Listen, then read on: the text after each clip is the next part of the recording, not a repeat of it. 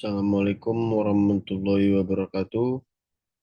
Perkenalkan saya Muhammad Iswan, NPM 1908 260 118,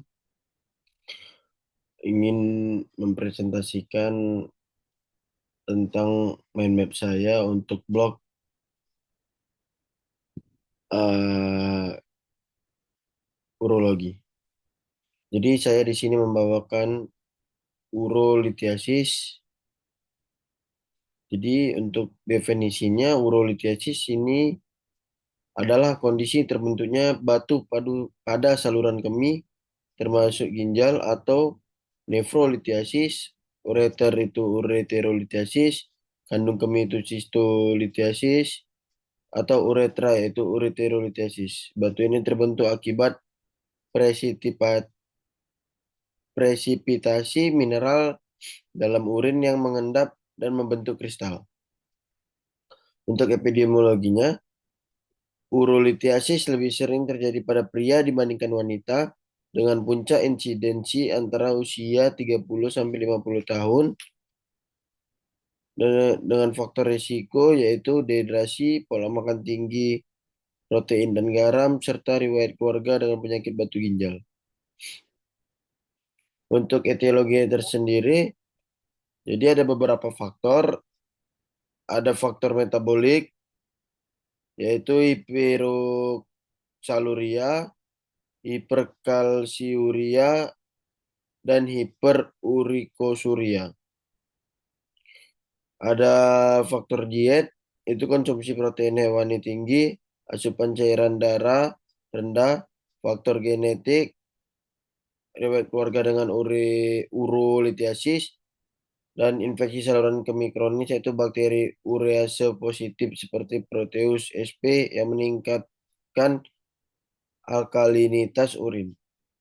Untuk patofisiologinya tersendiri itu jadi pembentukan batu itu dimulai dengan supersaturasi urin oleh zat-zat seperti kalsium, oksalat, fosfat, atau asam urat. Jadi supersaturasi ini menyebabkan nukleasi, agregasi, dan pertumbuhan kristal. Faktor pH urin, defisiensi inhibitor pembentukan batu seperti sitrat, serta stasis urin berperan dalam pembentukan batu. Untuk manifestasi klinisnya, jadi gejala urolithiasis bergantung pada lokasi dan ukuran batu, meliputi nyeri kolik renal, nyeri hebat, mendadak biasanya PAD, hematurianya adanya darah dalam urin akibat gesekan batu dengan mukosa saluran kemih, disuria dan frekuensi urin meningkat jika batu berada di kandung kemih atau uretra. Mual dan muntah dapat terjadi akibat nyeri hebat yang merangsang saraf visceral. Untuk diagnosisnya, anamnesis, riwayat nyeri kaskolik renal, faktor risiko, pola diet, dan riwayat keluarga. Untuk PMVC tersendiri itu ada nyeri tekan pada daerah costovertebral vertebral jika batu di ginjal atau ureter, serta tanda-tanda obstruksi saluran kemih. Ada pemeriksaan penunjangnya, ada urinalisis, yaitu hematuria mikroskopis, kristaluria, leukosituria pada infeksi sekunder. Lalu ada pemeriksaan darah, peningkatan kadar kalsium, asam urat, atau kreatinin jika terjadi gangguan ginjal. Pemeriksaan pencitraan ada USG ginjal, mendeteksi batu yang lebih besar. Lalu ada foto ronsen abdomen, yaitu batu yang mengandung kalsium tampak radiopak. Ada CT scan non kontras, itu modalitas terbaik untuk mendeteksi batu kecil dan lokasinya. Lalu ada terapi konservatif. Untuk penata laksanaannya ada terapi konservatif, yaitu hidrasi cukup atau di atas lebih dari 2,5 liter per hari dan diberikan analgesik yaitu NSAID atau opioid jika nyeri berat. Lalu Alpha blocker seperti tamsulosin untuk membantu pengeluaran batu kecil secara spontan. Dan intervensi bedah yaitu ESWL, extracorporeal shock wave lithotripsy,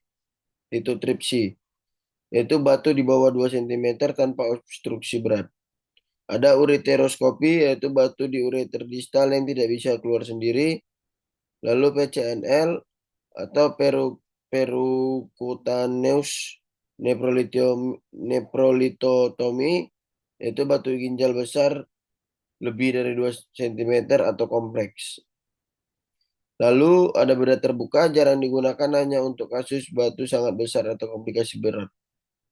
Untuk pencegahannya, meningkatkan asupan cairan hingga urin jernih, mengurangi konsumsi protein hewani dan garam berlebih, mengkonsumsi makanan kaya sitrat seperti jeruk untuk menghambat pembentukan batu, menghindari makanan tinggi oksalat seperti bayam, coklat, teh, lalu monitoring kadar kalsium dan asam urat pada individu dengan risiko tinggi.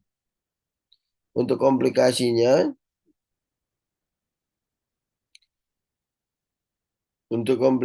obstruksi saluran kemih yang dapat menyebabkan hidronefrosis, infeksi saluran kemih berulang, gagal ginjal akibat obstruksi kronis, dan sepsis urinaria jika terjadi infeksi yang tidak tertangani. Baik, untuk referensinya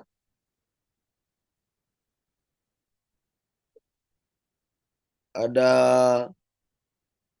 Setiawati, R. Permana, I. dan Handriana, I. 2021, faktor-faktor yang mempengaruhi kejadian urolithiasis di RSUD Gunung Jati, Kota Cirebon, Jurnal Kampus Tekes, YPIB Majalengka, 92158 sampai 167.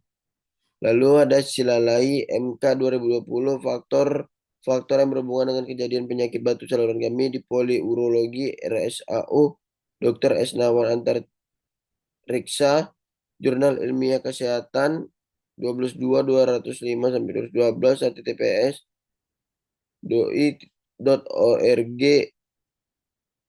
10.37012 JIK V12I2 385. Lalu yang ketiga ada Ulum M.